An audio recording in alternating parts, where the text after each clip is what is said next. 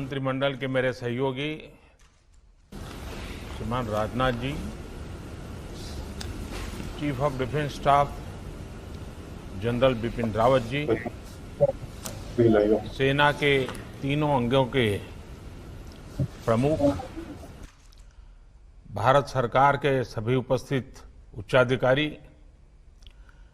उद्योग जगत के सभी साथी, नमस्कार। मुझे खुशी है कि भारत में रक्षा उत्पादन से जुड़े हुए सभी अहम स्टेक होल्डर्स आज यहां मौजूद हैं। इस सेमिनार के आयोजन के लिए रक्षा मंत्री राजनाथ जी और उनकी पूरी टीम को मैं बहुत बहुत बधाई देता हूं। आज यहां हो रहे इस मंथन से जो परिणाम मिलेंगे, उनसे रक्षा उत्पादन के क्षेत्र में आत्मनिर्भरता के हमारे प्रयासों को अवश्य बल मिलेगा, गति मिलेगी।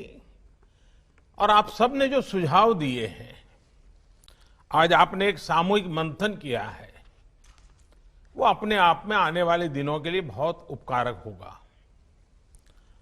मुझे इस बात की भी खुशी है कि रक्षा मंत्री श्रीमान राजनाथ जी इस काम के लिए मिशन मोड में पूरी तरह से जुटे हुए हैं। मुझे विश्वास है कि उनके इन अथक प्रयासों के कारण बहुत ही अच्छे परिणाम मिलना निश्चित है। साथियों, यह किसी से छुपा नहीं है कि भारत कई सालों से दुनिया के सबसे बड़े डिफेंस इंपोर्टर्स में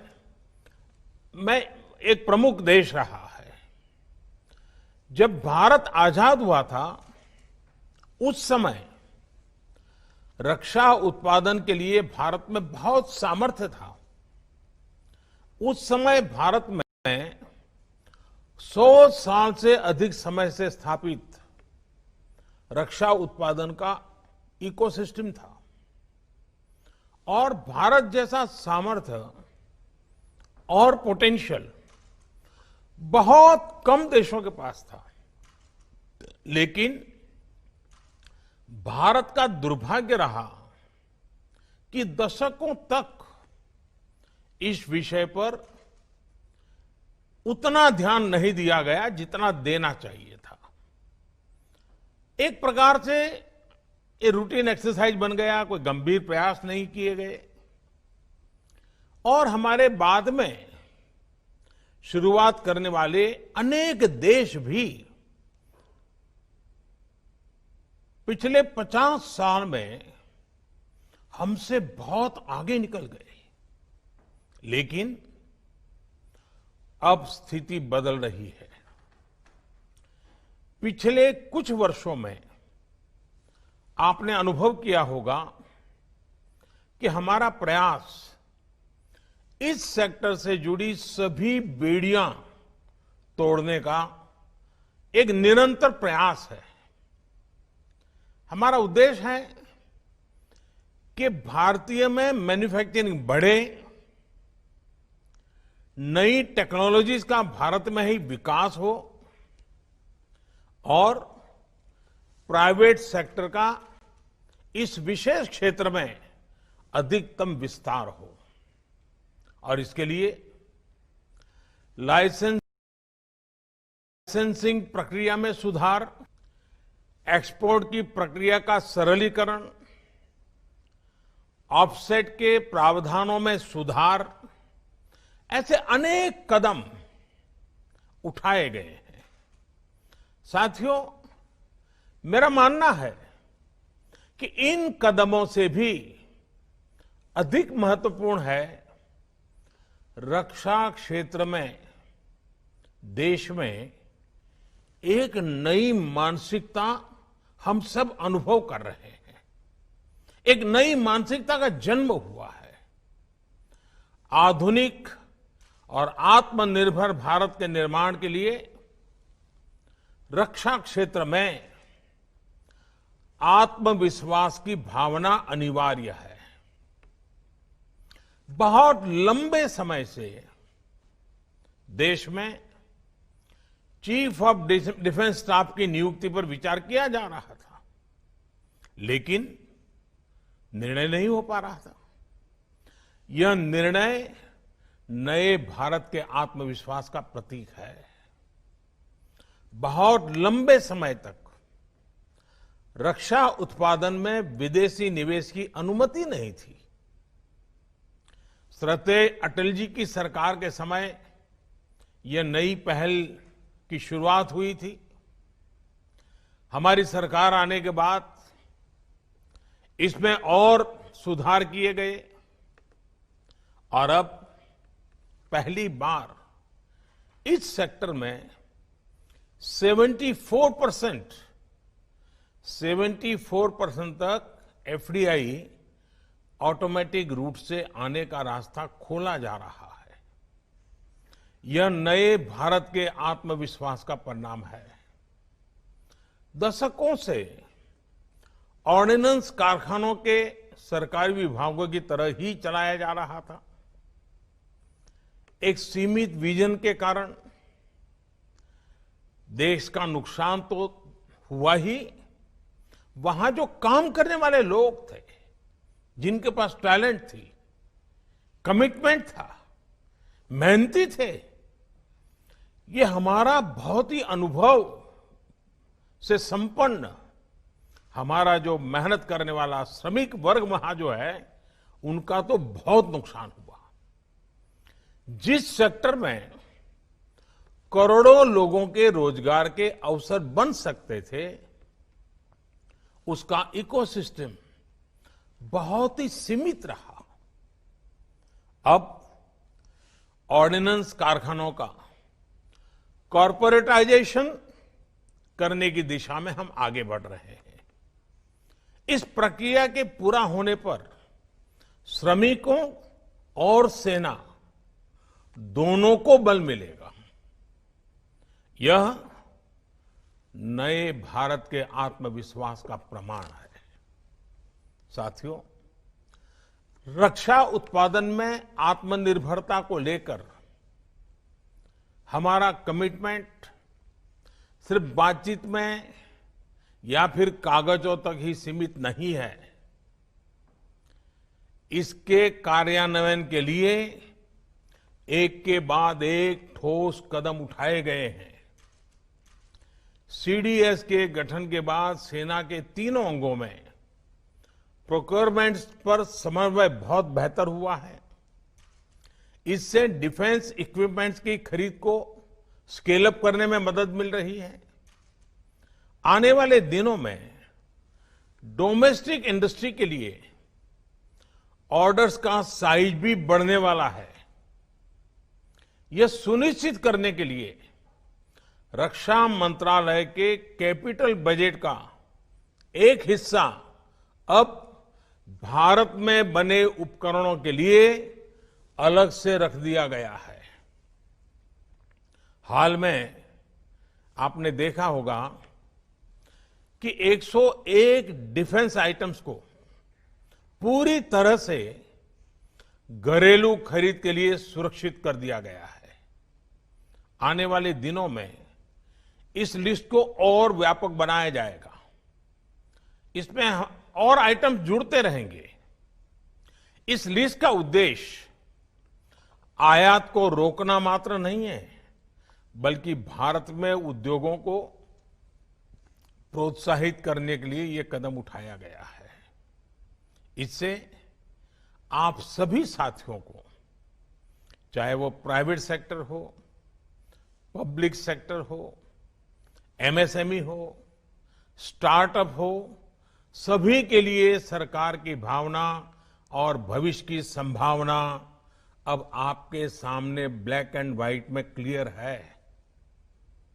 इसके साथ हम प्रोक्योरमेंट प्रक्रिया को स्पीड अप करने के लिए, टेस्टिंग की व्यवस्था को स्ट्रीमलाइन करने के लिए और क्वालिटेटिव रिक्वायरमेंट्स को रेशनलाइज करने के लिए भी लगातार काम कर रहे हैं।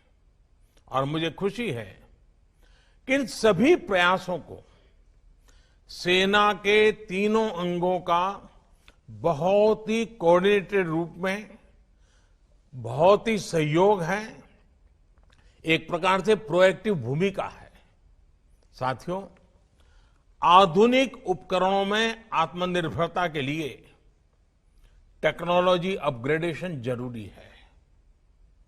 जो उपकरण आज बन रहे हैं उनका नेक्स्ट जनरेशन तैयार करने पर काम करना भी आवश्यक है।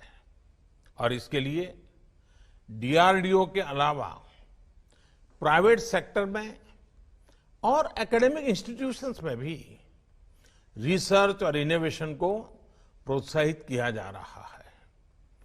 टेक्नोलॉजी ट्रांसफर की सुविधा से हटकर फॉरेन पार्टनर्स के साथ जॉइंट वेंचर्स के माध्यम से को प्रोडक्शन के मॉडल पर बल दिया जा रहा है। भारत के मार्केट साइज को देखते हुए हमारे फॉरेन पार्टनर्स के लिए अब भारत में ही प्रोडक्शन करना सबसे उत्तम विकल्प है।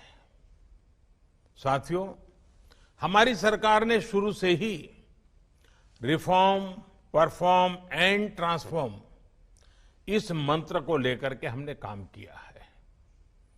रेड टेपिज्म कम करना और रेड कारपेट बिछाना, यही हमारा प्रयास रहा है। ईज ऑफ डूइंग बिजनेस को लेकर 2014 से अब तक जो सुधार किए गए हैं उनका परिणाम पूरे विश्व ने देखा है। Intellectual property, taxation, insolvency and bankruptcy, यहां तक कि स्पेस और एटॉमिक एनर्जी जैसे बहुत कठिन और जटिल ऐसे जो विषय माने जाते हैं उन विषयों पर भी हमने रिफॉर्म्स करके दिखाए हैं। और आप तो अब भली भांति जानते हैं, पिछले दिनों लेबर लॉज में रिफॉर्म्स का सिलसिला भी लगातार जो शुरू हुआ है, चल रहा है। कुछ साल पहले तक इस प्रकार के विषयों पर सोचा भी नहीं जाता था और आज ये रिफॉर्म्स जमीन पर उतर चुके हैं। रिफॉर्म्स का यह सिलसिला थमने वाला नहीं है। हम आगे बढ़ते ही जाने वाले हैं और इसलिए न थमना भी है और न थकना भी है। न मुझे थकना है, न आपको थकना है। हमें आगे भी आगे बढ़ते रहना है और हमारी तरफ से मैं आपको बताता हूं, यह हमारा कमिटमेंट है। साथियों, जहां तक इंफ्रास्ट्रक्चर की बात है, जो डिफेंस कॉरिडोर पर तेजी से काम चल रहा है, उत्तर प्रदेश और तमिलनाडु सरकारों के साथ मिलकर state of the art infrastructure तैयार किया जा रहा है। इसके लिए आने वाले 5 सालों में 20,000 करोड़ रुपए के निवेश का लक्ष्य रखा गया है। एमएसएमई और स्टार्टअप से जुड़े एंटरप्राइज लीडर्स को प्रोत्साहित करने के लिए आईडेक्स की जो पहल की गई थी, उसके भी अच्छे परिणाम मिल रहे हैं। इस प्लेटफॉर्म के माध्यम से 50 से अधिक स्टार्टअप्स ने सैन्य उपयोग के लिए टेक्नोलॉजी और प्रोडक्ट्स को विकसित किया है। साथियों, मैं एक और बात आपके सामने खुले मन से रखना चाहता हूं। आत्मनिर्भर भारत का हमारा संकल्प इनवर्ड लुकिंग नहीं है। ग्लोबल इकोनॉमी को ज्यादा रेजिलिएंट, ज्यादा स्टेबल बनाने के लिए, विश्व में शांति के लिए एक सक्षम भारत का निर्माण ही इसका लक्ष्य है। यही भावना डिफेंस मैन्युफैक्चरिंग में आत्मनिर्भरता के लिए भी है। भारत में अपने कई मित्र देशों के लिए रक्षा उपकरण का एक भरोसेमंद सप्लायर बनने की क्षमता है। इससे भारत की स्ट्रेटेजिक पार्टनरशिप को और बल मिलेगा और हिंद महासागर क्षेत्र में भारत की नेट सिक्योरिटी प्रोवाइडर की भूमिका और सुदृढ़ होगी। साथियों, सरकार के प्रयास और प्रतिबद्धता आप सभी के सामने है। अब आत्मनिर्भर भारत के संकल्प को हमें मिलकर के इसे सिद्ध करना है। चाहे प्राइवेट सेक्टर हो या पब्लिक सेक्टर हो या फिर हमारे फॉरेन पार्टनर्स, आत्मनिर्भर भारत सभी के लिए विन विन संकल्प है।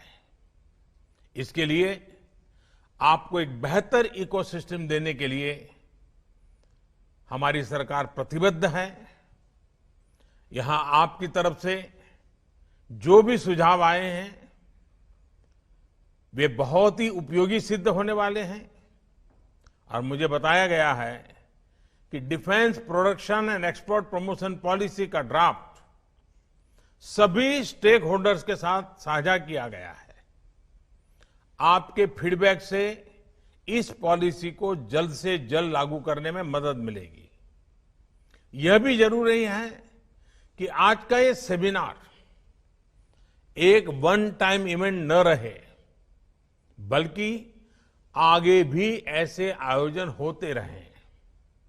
इंडस्ट्री और सरकार के बीच लगातार विचार विमर्श और फीडबैक की स्वाभाविक कल्चर बननी चाहिए।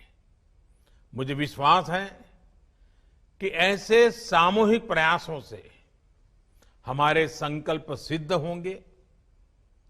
मैं फिर एक बार आप सबने समय निकाला, आत्मनिर्भर भारत बनाने के लिए आत्मविश्वास के साथ आप जुटे। मुझे विश्वास है कि आज जो संकल्प हम सब ले रहे हैं, इसको पूर्ण करने में हम सब अपनी अपनी जिम्मेवारी बहुत खूब अच्छे ढंग से निभाएंगे। मैं फिर एक बार आप सभी को बहुत बहुत शुभकामनाएं देता हूं। बहुत बहुत धन्यवाद।